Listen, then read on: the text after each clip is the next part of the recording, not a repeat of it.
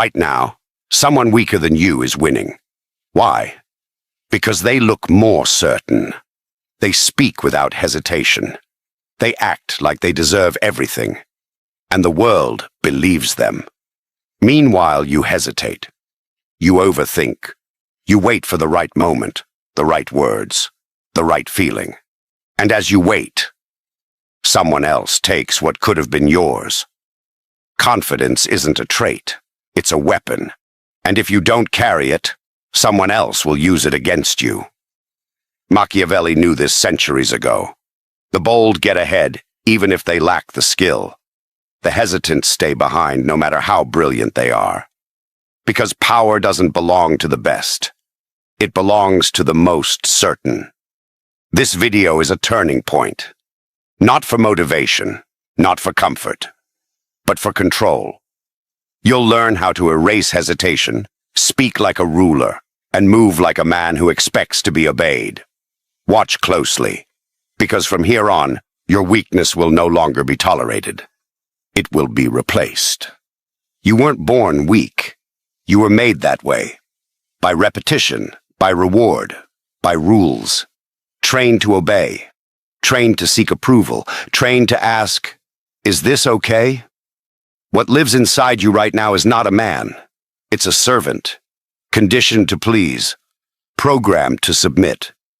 A loyal dog who flinches at judgment and waits for permission. That voice in your head. The one that hesitates. That overthinks. That apologizes before speaking. That's not you. That's the inner servant. And if you don't kill him, you will never be free. Machiavelli didn't whisper. He commanded. He didn't wait to be understood. He acted and let others catch up. He didn't ask for power. He seized it because he knew those who ask don't deserve. Your transformation starts with inversion. Every time you want to shrink, expand. Every time you want to explain, pause. Every time you want to apologize, stare. Because dangerous confidence doesn't come from feeling ready. It comes from doing what the inner servant would never dare. You walk faster. You take up space. You stop nodding. You stop softening your tone. You speak like your words are decisions, not suggestions. Confidence isn't a mindset. It's an identity. And that identity is forged in defiance. Not against the world, but against the version of you that still wants to serve. So here's your first rule. If it makes you small, kill it. A thought, a habit, a person, kill it. If it makes you hesitate, confront it. If it makes you weak, deny it. If it tries to be liked, laugh at it. The world will tell you to be kind, polite, and nice. But here's the Machiavellian truth. Nice men are tools. They get used, discarded, replaced. Powerful men aren't nice. They're precise, measured, controlled, calculated. And it starts by slaughtering that little voice inside you that still begs to be accepted. You don't need permission. You don't need validation. You need only one thing. The willingness to become feared, not by others, but by your former self. Because once you kill the servant, the ruler awakens. Powerful men don't arrive loudly. They arrive with presence, not through their voice, but through their silence, their stillness, their stare. You don't need to be known. You don't need to be liked. You just need the atmosphere to shift the moment you enter. That's how a man moves when he owns the room. Not because he's been told he does, but because he behaves like he always has. Machiavelli understood this in the royal courts. The ones who ruled weren't always the kings. Sometimes it was the man in the corner who barely spoke. But when he did, the entire court leaned in. Silence is control. You think talking makes you dominant. It doesn't. It makes you predictable. The quiet man is the threat, because no one knows what he's thinking. When you walk into a room, You don't look for permission. You don't glance around for approval. You observe. You absorb. You let the others rush to prove themselves while you calculate. Your posture speaks before your mouth does. You move slowly, not because you're uncertain, but because you're in no hurry. Predators don't sprint unless it's time to strike. Until then, they wait. Calm. Ready. Most people don't even realize how fast they move, how fast they talk, how often they interrupt. Because they're trying to impress. Because they're still beneath someone else's judgment. But when you walk in like you own the room, you don't speak to impress. You speak to decide. Every sentence carries finality. Every word sounds like a conclusion. People start to listen differently. They don't challenge you.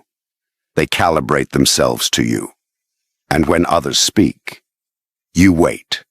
You let them go first. You let them reveal their hunger, their insecurity, their weakness. Because the one who talks first usually gives away what they fear. And once you know that, you can bend them at will. You don't chase energy. You create gravity. Because confidence at this level is not about being liked. It's about making others question their own position just by standing near you. So you carry yourself like you've already won. Not arrogantly, but like someone who doesn't compete, because he's already chosen himself. If they respect you, good. If they don't, better. Because indifference to approval is the final form of power. And if the room wasn't yours when you entered, by the time you leave, they'll remember it like it was, not because you demanded it, but because you didn't have to. Words are not just sounds. They are weapons. And most men speak as if they're asking for permission to exist. You can spot them instantly. The rising tone at the end of every sentence. The nervous laughter. The endless, I think, maybe, I'm not sure, but... They speak as if they're apologizing for taking up space. That is not speech. That is self-sabotage. Machiavelli knew the truth. Power is not always in what you say, but how you say it. And when you speak like you cannot be denied, people don't analyze your words. They submit to the weight of your certainty. Because here's the game. People are not logical. They're emotional. They don't follow truth. They follow conviction. If you sound sure, they assume you are right. If you hesitate, they assume you're not worth listening to. So what does a Machiavellian voice sound like? It's slow, calm, final. You speak as if your words are not open for debate, as if each sentence is a decree. You speak like someone who already expects to be obeyed. It doesn't matter if you're in a room full of experts. If you sound like a decision, they'll defer. That's the first rule. Sound like the end, not the beginning. And here's what most will never tell you. You don't need to speak often to be respected. In fact, the more you say, the more chances you give others to decode you, challenge you, or worse, stop fearing you. Speak less. Mean more. When you do speak, eliminate softness. No filler. No explanations. No apologies. Never say, I'm just saying. I could be wrong.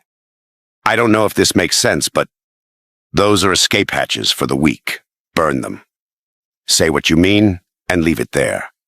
Let others deal with the silence that follows. Because silence after a strong statement is powerful.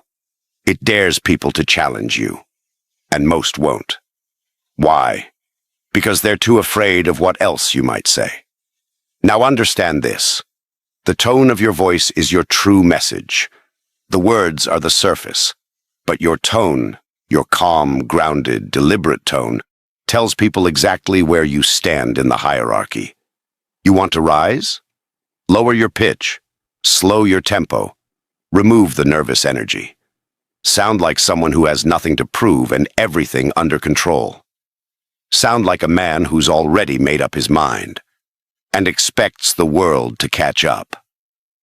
You don't win conversations by being louder. You win them by speaking in a way that makes people feel your words aren't suggestions. They're facts. This is how rulers speak, how generals speak, how kings in exile speak before they take their thrones back. And if someone challenges you, never defend, redirect. Don't argue. Don't explain. Don't justify. Just say, I disagree. Or better, that's incorrect. And then move on. Because when you refuse to debate, you signal something terrifying. That your reality is not up for negotiation. That's how you control a room without ever raising your voice. Because confidence isn't volume. It's gravity. It's the invisible weight behind your words. The assumption that when you speak, others should listen. When you speak, the room should feel it. Not through noise, not through arrogance, but through unshakable certainty. You're not trying to be right. You're speaking like someone who can't be wrong. You're not trying to be heard. You're speaking like someone who doesn't care if you agree, because you will eventually. That's power. And from this point forward, it's how you speak, or you stay silent. Confidence without control is decoration. You can walk tall, speak well, move with authority. But if someone can still trigger you with a sentence, you are not powerful. You are exposed. This is where most men fail. They master presence. They master speech. But their emotions still belong to everyone else. A whisper of disrespect, and they react. A compliment, and they soften. A silence, and they spiral. You are not free until you master the invisible war, the one inside your own mind. And that begins by rewiring your identity. Machiavelli understood this in the courts of power. He didn't fear enemies. He feared dependency, emotional or otherwise. He didn't trust affection. He trusted control. Because once people know what moves you, they know where to press. And once they know where to press, you're not dangerous anymore. You're manageable. And manageable men are discarded the moment they lose usefulness. So here's the transformation. You stop being the man who reacts, and you become the man who calculates. Someone insults you, you don't explain. You observe. You extract data. What are they trying to get from you? What are they hiding behind the insult? Someone praises you? You don't melt. You analyze.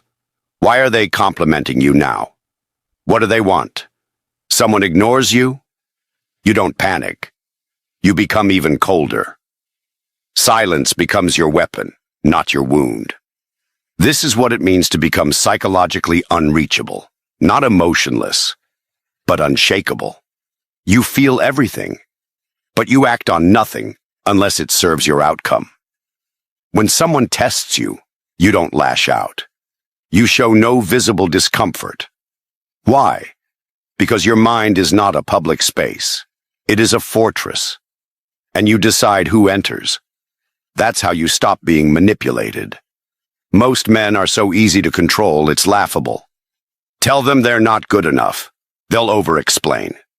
Tell them they're amazing. They'll chase you. Pull away from them emotionally, and they'll beg to reconnect. This is not power. This is programming. And until you break the code, you will always be someone else's tool. So how do you rewire? You kill the need to be understood. That's the root virus. The desire to explain yourself, to be seen, to be validated. It's what makes you controllable. Burn it. You don't exist to be understood. You exist to move the world around you, strategically, surgically, silently. You kill the fear of rejection. Because the Machiavellian mind doesn't chase acceptance. It controls access. You don't want to be invited in. You want people to wonder what happens when they're no longer allowed near you. And you kill the habit of reacting emotionally. Emotions are real, but irrelevant unless weaponized. You're angry? Use it as fuel. You're insulted? Use it as leverage. You're doubted? Use it as silence, and let results speak later. This is how powerful men are built. They don't become robotic. They become undeniable. Because once no one can move you emotionally, they can only watch you move with precision and fear what you'll do next. Let others chase peace and understanding. You chase clarity and control, because the world doesn't care how you feel. It only responds to what you project. Certainty, direction, gravity. And when your identity becomes unshakable, you become dangerous. Not because you're violent, not because you're loud, but because you're unreachable. The people around you will try. They'll test you. They'll praise you. They'll ignore you. They'll tempt you. But nothing works. You stay the same, cold, calm, calculated. And in time, they stop trying to manipulate you, because they realize something terrifying. You are the one person they cannot move. This is the final transformation. Not posture, not speech, not appearance, but identity. You are no longer shaped by others. You shape the room. You shape the rules. You shape the outcome. You don't need to be understood. You don't need to be accepted.